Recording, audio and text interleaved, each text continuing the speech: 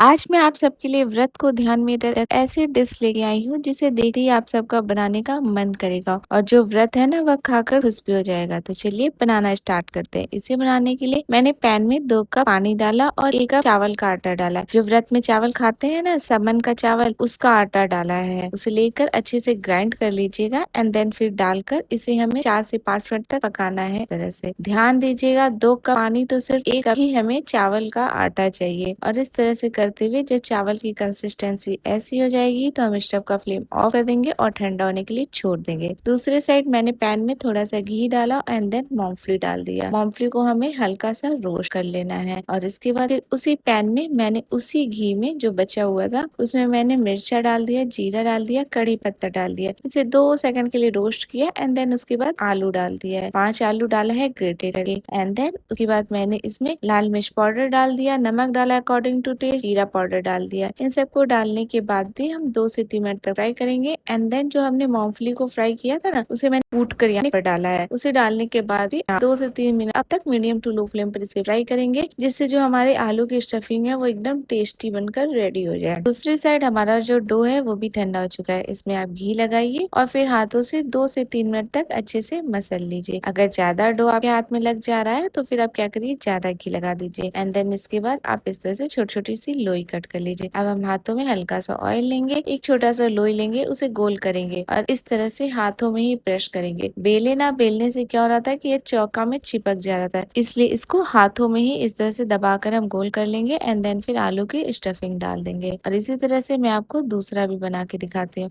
अगर आप हाथों में नहीं कर रहे हैं तो आप चौका में भी इस तरह से घी लगाकर कर सकते हैं एंड देन फिर आलू की स्टफिंग रखिए और इसे इस तरह से करिए।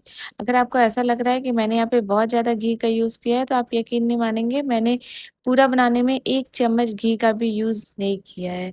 और इसी तरह से करते हुए हम सभी को बना लेंगे। और अब चलिए इसे स्टीम करते हैं।